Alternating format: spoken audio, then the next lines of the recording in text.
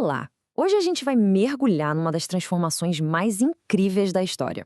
Como é que a Europa, que um dia foi basicamente um grande império, que ruiu, se transformou nessas nações que a gente vê no mapa hoje? É uma história, sabe? Sobre colapso, sobre caos, mas também sobre como uma nova ordem mundial foi criada do zero. E essa é a grande pergunta que vai guiar a nossa conversa. Pensa bem, quando uma superpotência que mandou no mundo por séculos simplesmente some, o que acontece depois? Como é que as pessoas se viram? Quem é que passa a mandar? É um problemão, né? E a solução, olha, demorou séculos para aparecer. Para a gente entender, o cenário é o seguinte: o ano é 476 depois de Cristo. O último imperador romano do Ocidente, um jovem chamado Rômulo Augusto, foi deposto. E com isso, aquela autoridade central que cuidava de tudo, das leis, das estradas, do comércio, ela simplesmente se desintegrou. E o resultado foi um caos, uma fragmentação total que mergulhou o continente numa grande incerteza. E é claro que no meio desse caos todo, alguma resposta tinha que surgir. E a primeira solução que apareceu foi um sistema totalmente descentralizado, focado na sobrevivência ali, local, e em lealdades pessoais. É aí que entra em cena o famoso feudalismo. O ponto-chave para entender o feudalismo é o seguinte: o poder não estava mais num lugar só. Acabou aquela ideia de um governo central. A terra era tudo, era a principal fonte de riqueza. E a lealdade das pessoas não era um país. A lealdade era com o senhor feudal local. Isso transformou a Europa numa verdadeira colcha de retalhos, cheia de pequenos territórios. E como é que essa estrutura toda se mantinha de pé? Bom, com uma hierarquia bem rígida, que a gente pode imaginar como uma pirâmide. Lá no topo, o rei concedia terras para os nobres. Em troca, esses nobres juravam lealdade e forneciam soldados. Lá embaixo, na base de tudo, estavam os servos. Eles trabalhavam na terra e, em troca, recebiam proteção. Era um sistema de obrigações mútuas que conseguia manter uma certa ordem. Ok, agora a gente precisa parar e falar de um ponto muito importante. Por muito, mas muito tempo mesmo, esse período ficou com uma fama péssima, a tal da Idade das Trevas. Só que a história de verdade é bem mais complexa e, olha, muito mais fascinante do que isso. Então tá na hora da gente quebrar alguns mitos. Essa ideia de longa noite de 1000 anos, de que nada aconteceu, isso é um mito. Claro, foi uma época bem diferente do Império Romano, mas de jeito nenhum foi um período parado, de estagnação. Muito pelo contrário. Foi justamente nesse período que as bases de muitas das nossas instituições modernas foram criadas. E as provas disso são bem concretas. Pensa só, as primeiras universidades do mundo surgiram ali, hospitais como instituições organizadas também. E aqueles livros, manuscritos maravilhosos, os códices, tudo isso é medieval. Ah, e um detalhe super importante. Muita gente associa a Idade Média com a Inquisição e a caça às bruxas, né? Mas, na verdade, esses movimentos ganharam força bem depois, já na Idade Moderna. Ok, então fica a pergunta. Se o sistema feudal era tão estável, tão fechadinho, o que foi que fez ele mudar? A resposta, como quase sempre acontece na história, veio de fora. Uma série de acontecimentos começou a pouco, reconectar a Europa com o resto do mundo. E isso iniciou uma verdadeira revolução.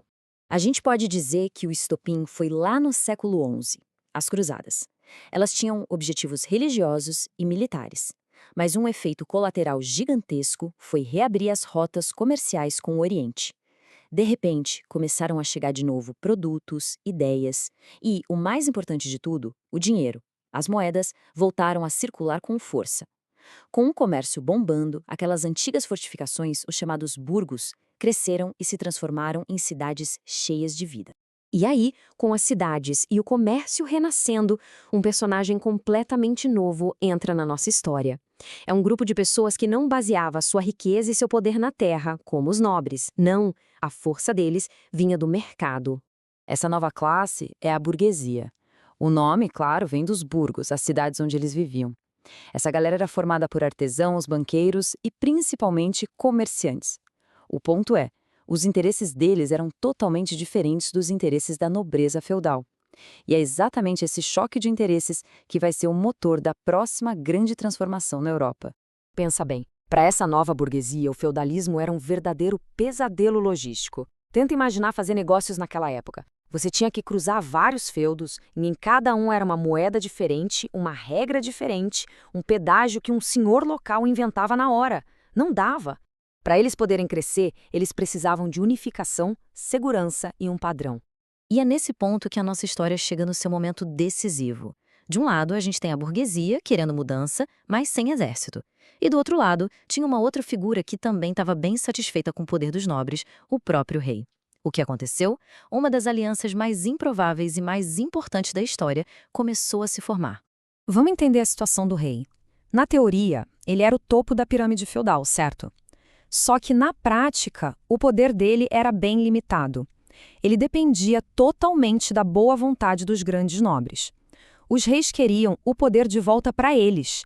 Queriam mandar de verdade, não ser só uma figura decorativa. Enquanto isso, a burguesia só queria uma coisa: um mercado unificado e seguro para fazer seus negócios. Percebe? Os objetivos eram diferentes, mas a solução era a mesma para os dois lados. Um poder central forte que fosse capaz de colocar os senhores feudais no lugar deles. E aí vem a grande sacada. A burguesia tinha exatamente o que o rei mais precisava: dinheiro. Então eles começaram a financiar os reis com impostos, com empréstimos, dando ao rei uma fonte de grana que não dependia mais da nobreza. E o que o rei fez com todo esse dinheiro? Algo simplesmente revolucionário para a época. Ele montou um exército profissional que era só dele. Ele não precisava mais ficar pedindo favor para os nobres.